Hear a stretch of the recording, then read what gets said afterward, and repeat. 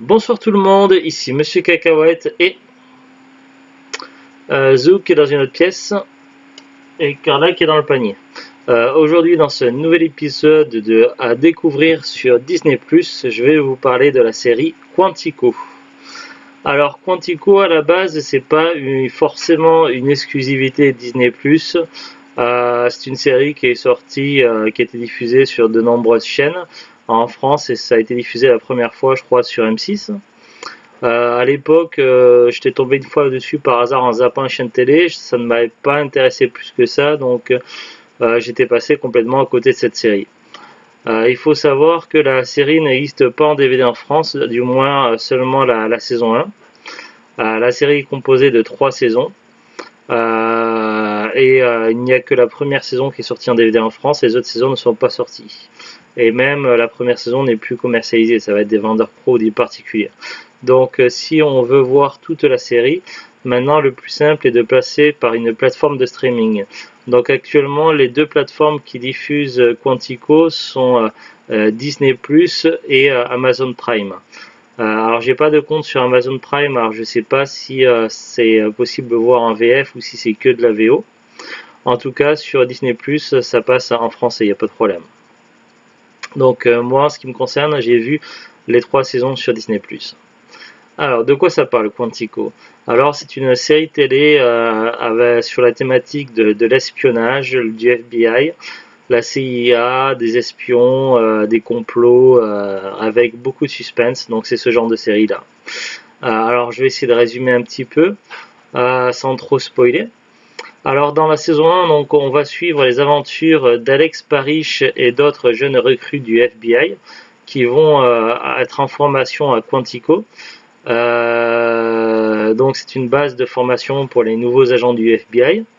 Alors il faut savoir que la série se regarde sur 2 temporalités différentes. Ça va alterner entre le présent, donc où il va y avoir donc une conspiration. Alex Parrish, agent du FBI, qui est accusé de terrorisme, et elle va être fugitive et devoir fuir pour prouver son innocence et trouver qui est le vrai coupable. Il s'agirait probablement d'un de ses camarades de formation avec qui qu'elle s'est entraînée, qu'elle a étudié à Quantico. Et du coup, c'est pour ça que pour comprendre un petit peu tout ce qui se passe dans le présent, on va avoir régulièrement des retours en arrière où on va voir ce qui s'est passé les mois précédents à Quantico quand elle était en formation. Dans la base de Quantico, du coup, il va y avoir pas mal de jeunes agents du FBI, dont Alex Parrish, et dont certains qui vont être éliminés les uns après les autres. Je parle éliminés, pas tués, mais éliminés, virés de l'académie parce qu'ils n'étaient pas assez bons ou qu'ils ne correspondaient pas forcément aux valeurs demandées par le FBI. Donc il va y avoir pas mal de suspense, donc on va suivre leur mésaventure à la fois dans le passé pendant la formation et à la fois dans le présent. Donc une excellente saison avec beaucoup de suspense, des personnages charismatiques, dont certains personnages qui se feront un petit peu décéder à la manière de Game of Thrones, enfin peut-être pas aussi violent mais quand même. Donc il y a évidemment des personnages que l'on ne verra plus après. Une très bonne saison. La saison 2, donc, ça prend suite ça suit directement après ce qui s'est passé à la saison 1. Donc, à la fin de la saison 1, donc la saison 1, déjà, ce que je n'ai pas dit, c'est qu'elle est découpée en 2 parties. Donc, il va y avoir une première partie avec la fuite et savoir qu'est-ce qui s'est passé dans le passé. La seconde partie où finalement donc Alex Parrish est innocenté, mais alors que tout le monde croit que tout a retrouvé le sens normal, sauf que non, en fait le responsable des attentats est toujours en liberté et il a décidé de s'en prendre aux proches d'Alex et de tuer les agents du FBI les uns après les autres. Du coup il va falloir déjouer ce complot. Donc finalement à la fin de la première saison, l'héroïne est remerciée par le FBI, donc elle se retrouve sans emploi et elle est abordée donc par une voiture par un recruteur de la CIA qui lui propose d'intégrer la CIA. puisqu'elle n'a pas été reconnue alors qu'elle était tout à fait capable.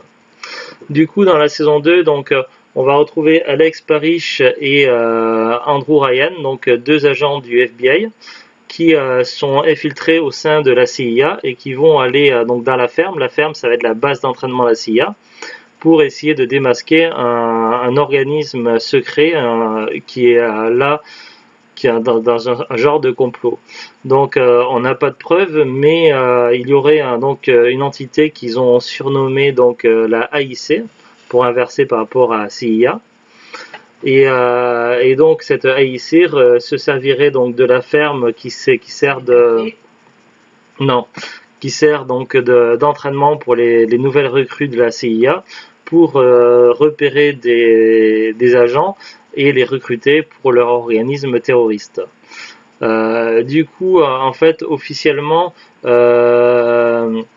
Alex Parrish et Andrew Ryan, donc ouais, ou Ryan Andrew, je sais plus, j'ai un trou de mémoire, excusez-moi. Et puis Andrew Ryan, non, c'est un personnage dans BioShock. Alors, est-ce que je vais aller voir sur Wikipédia? Est-ce que j'ai un... Non, c'est Ryan Booth, voilà. Ryan Booth. J'étais parti sur BioShock, ça n'a rien à voir. Donc, Alex Parrish et Ryan Booth donc, sont officiellement, ils ne travaillent plus pour la FBI et c'est des nouvelles recrues qui sont en formation à la CIA.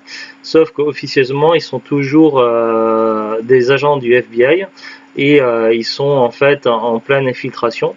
Donc ils infiltrent la CIA pour essayer de démanteler donc ce réseau qui essaie de prendre le contrôle de la CIA. Sauf qu'on ne sait pas si ce réseau existe vraiment. Du coup, Alex et Ryan vont être en concurrence et vont un petit peu se mettre des bâtons dans les roues. Et également, donc, ils vont avoir des agents de liaison. Donc Shelby qui va être l'agent de liaison de Alex. Donc une camarade de formation avec qui elle est en formation à Quantico. Et pour Ryan, ça va être... j'ai un petit trou de mémoire, je vais revenir sur les prénoms. Ça va être Nima. Nima, donc une des deux jumelles qu'on a vues dans la première saison. Donc du coup, donc, ils vont enquêter. Et ils vont également donc essayer de faire connaissance avec les autres recrues et savoir qui c'est qui pourrait être éventuellement des agents de l'AIC. Parmi ces recrues-là, il y a évidemment un agent qui est un vétéran de la MI6. Donc on ne sait pas trop qu'est-ce qu'il fait là, ni quelles sont ses réelles motivations. Apparemment, il a des comptes à régler. Et donc il se retrouve lui aussi au sein de cette ferme. Et évidemment, il va rapidement démasquer Ryan et Alex. Du coup, ami, ennemi, alors j'essaie de ne pas trop spoiler, donc, mais ça reste un personnage assez énigmatique pour le moment. Donc on va avoir cette première partie de la saison 2 qui va faire un petit peu comme dans la saison 1 où on va alterner entre le présent et le passé. Donc le présent, ça va être le sommet du G20 qui est attaqué par des terroristes et du coup on ne sait plus qui fait partie des terroristes et qui fait partie des otages, sachant qu'il y a sur place des agents du FBI, des agents de la CIA, des agents de la AIC. Et des gens on ne sait pas trop qui ils sont, donc c'est un gros bordel et ça c'est le présent et ça part complètement en vrille. Et du coup, pour comprendre comment on en est arrivé là, on va avoir des retours en arrière où on va voir tout ce qui s'est passé pendant la formation dans la ferme. Du coup, ça reprend un petit peu le même style qu'à Quantico. Du coup, Alex, l'héroïne, va avoir reçu les deux formations, la formation d'agent du FBI et les formations d'agent de la CIA. Donc on va avoir une première partie de la saison 2 donc, où on va alterner entre ces deux temporalités. Finalement, après que tout sera clos dans l'histoire du G20, on va avoir la deuxième partie de la saison 2, où là, en fait, des informations ont été dérobées et, par les terroristes, et du coup, des personnes sans scrupules s'en servent pour leurs ambitions personnelles, Et la seule solution pour mettre un terme à tout ça, c'est de monter une équipe d'experts, un petit peu comme style Mission Impossible. Donc la présidente a décidé, donc a choisi des agents du FBI et de la CIA, et du coup ils vont être tous ensemble dans un endroit secret, et ils vont mener l'enquête donc pour essayer de démasquer ce complot, essayer de trouver qui sont les têtes pensantes, et ils vont être dirigés par l'un des enfants de la présidente. Évidemment, il va y avoir aussi des comptes à régler, tout ça, ça va être un petit peu particulier. C'est également une très bonne saison. La série se termine à la fin où tout sera résolu, et ça va se terminer par un coup d'éclat, quoi. Donc je ne veux pas trop spoiler, mais disons que finalement donc il va y avoir quand même des décisions assez dures à prendre, et à la fin de la saison 2, du coup Alex Parrish sera considérée comme morte et devra donc partir à l'étranger pour tenter de démarrer une nouvelle vie. Voilà comment se termine la saison 2. Donc on aurait pu terminer la série là, donc vraiment de très bonnes saisons d'excellente qualité. Et la question qui se pose, c'est est-ce que la saison 3 est la saison de trop? Je me suis posé un petit peu la question au début, c'est vrai que je me suis un petit peu demandé, déjà le rythme n'est pas le même, donc le rythme est déjà plus lent, plus posé. On prend donc l'histoire quelques temps après la saison 2, donc il s'est passé quelques années, enfin du moins c'est ce que j'ai cru comprendre. Du coup Alex a recommencé sa vie en Italie. Tout semble aller bien jusqu'au jour où des agents s'en prennent à elle et à sa famille. Et du coup en fait c'est une dame qui se fait appeler la veuve et qui est chef d'un réseau criminel qui a voulu s'en prendre à Alex, et elle est aidée par un des anciens camarades d'Alex qui est devenu un traître. Du coup, ce premier épisode, c'est un peu de pilote pour la saison 3, et va servir à remettre un petit peu les choses en place, et du coup à faire revenir Alex Parrish au sein du FBI. Donc là, du coup, dans le FBI, une équipe spéciale va être mise en place pour lutter contre les criminels, les terroristes et tous les plus grands criminels auxquels ne peut pas faire face le FBI ou le CIA. Quand les organismes secrets sont complètement dépassés, cette unité d'élite est la seule qui peut faire face, et du coup donc on va retrouver donc des anciens agents du FBI comme Shelby, Alex et Ryan, mais également des agents que l'on a rencontrés dans la saison 2 au niveau de la CIA comme Harry, donc le britannique, agent du MI6, et enfin ancien agent du MI6 qui ne travaillait plus, et puis Owen qui était donc l'un des deux formateurs de la CIA. Donc il va y avoir ces agents-là, plus quelques nouvelles recrues, et du coup ensemble ils vont former une unité spéciale. Donc au début de cette saison 3, donc chaque épisode va être une histoire unique avec une mission bien particulière, et puis après on passera à la mission suivante, etc. Donc il n'y aura pas de fil rouge au début, avec un rythme un peu plus lent, un peu plus posé, mais avec de nouveaux enjeux, et du coup on est là un petit peu à se demander est-ce que c'était vraiment utile cette saison de plus ou pas. En plus, c'est vrai que le générique est assez particulier. On a un générique un petit peu perché avec des images et une musique qui font penser un petit peu à Arrête-moi si tu peux, donc c'est un peu étrange. Donc j'étais un petit peu perplexe, et puis finalement il y a un fil rouge qui va se débuter. À un moment donné, lors d'une mission, ils vont devoir affronter donc le chef d'une mafia irlandaise. Et suite à cet affront, le fils du mafieux va décéder. Et du coup, ce mafieux-là va commencer une vendetta contre le FBI. Et du coup, il va décider de s'en prendre aux proches, aux familles et aux amis des agents du FBI et de la CIA. Enfin. Et du coup, ça va être complètement une guerre qui va éclater. Et du coup, donc, ça va durer les derniers jusqu'aux derniers épisodes de la saison 3, avec beaucoup de rebondissements, du suspense, de l'action, des tensions et pas mal de choses. Donc une saison 3 qui commence de manière un peu étrange, limite presque superflue, jusqu'à devenir vraiment intéressante et qui se termine pas forcément bien pour tous les personnages, puisqu'il y aura eu des décès également dans cette saison 3, mais voilà, qui se termine quand même avec une fin plus ou moins ouverte, puisque Alex va repartir aux États-Unis après sa mission en Irlande, avec du coup sa nouvelle fille adoptive. Voilà un petit peu pour clôturer. Donc a priori il n'y aura pas de saison 4, mais il y aurait pu avoir matière à faire une saison de plus. En tout cas, c'est une série vraiment intéressante qui vaut le détour, donc à voir au moins une fois, donc ce serait dommage de passer à côté.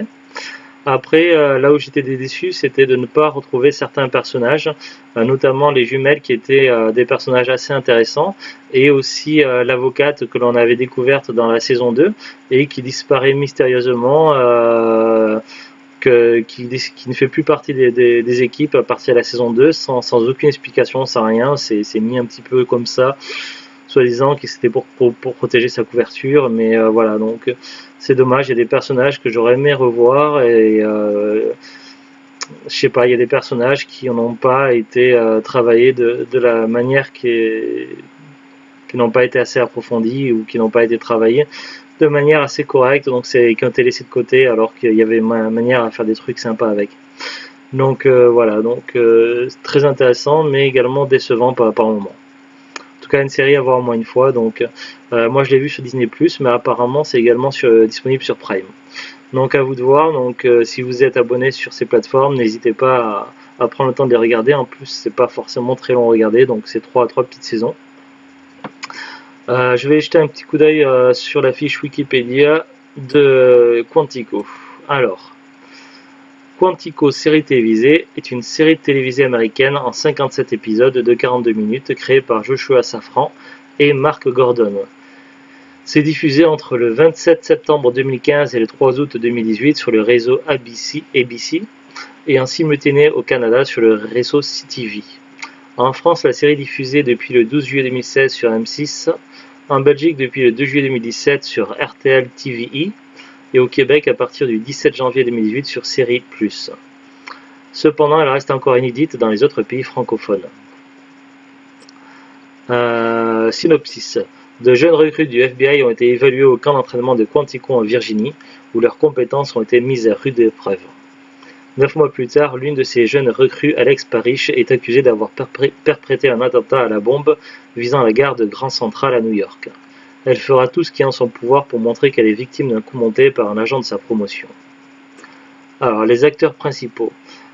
Priyanka Chopra qui joue Alex Parrish, Jack McLaughlin qui joue l'agent spécial Ryan Booth, Joanna Brady qui joue Shelby Wyatt, Annabelle Acosta qui joue Nathalie Vasquez, Josh Hopkins qui joue l'agent spécial en charge Liam O'Connor, Ted Ellington qui joue Simon Asher, Graham Roger qui joue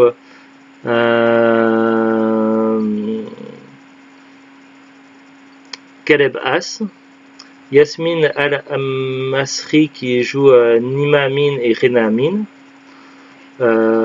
Onjanou Ellis qui joue la directrice Miranda Shaw, Russell Tovey qui joue Harry Doyle, Blair Underwood qui joue Owen Hall, Pearl Toussi qui joue Diana Mampasi, Marley Matlin qui joue Jocelyn Turner, Alan Powell qui joue Mike McQuick. Après les acteurs récurrents, donc on a Jay Armstrong Johnson, Marcia Cross, sénatrice vice-présidente Claire Haas.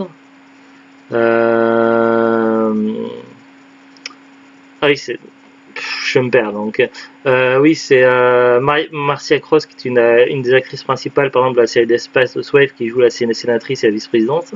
Donc on a aussi donc Jay Armstrong Johnson, Marc Pellegrino, Lenny Platt, Rick Osnet, Jim Mallory McCree, Jacob Artist, Elisa Coupé, Lee Jun Lee, Henrik Cerny, Aaron Diaz, Tracy Felschner, David Lim, Hunter Parrish.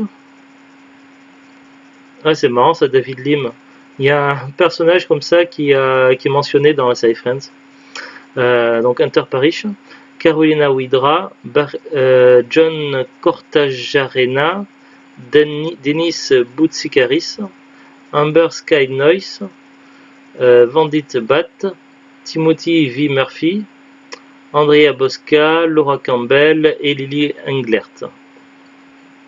Après, il y a aussi pas mal de personnages invités. Anthony Rui Vivard, Jonathan Chaesh, Brian G. Smith, Anna Diop, David Alpé, Michael Aronov, Anne Hesch, Oded Fer, Marc Ganimet, Peter Michael Dillon, Mandy Gonzalez, Ariane Rinart, Hélène York, Nolan Gerhard Funk, Leila Robbins, David Cole, Krista Rodriguez, Donna Murphy, Anna Cara, Kelly Rutherford. Ah, je l'ai pas reconnu. Elle a joué Laura Wyatt dans la saison 1. Kevin Kilner. Alors, qu'est-ce qu'il y a? Il y a plein d'informations sur Wikipédia. Alors, je vais pas tout lire parce que ça va être long.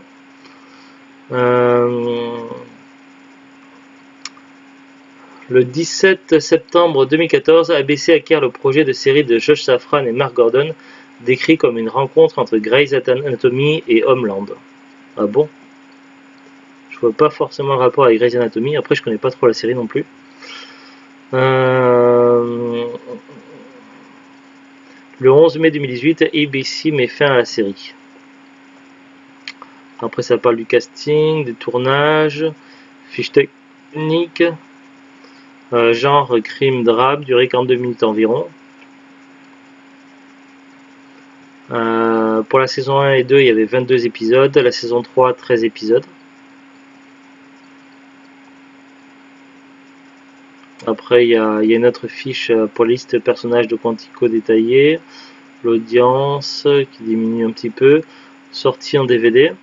Moi, sur Amazon, j'ai vu qu'il n'y avait qu'un coffret qui était sorti en France.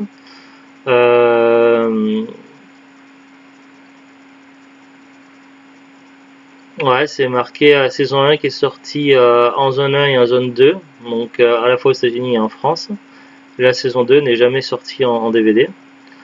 Studio Walt Disney Entertainment.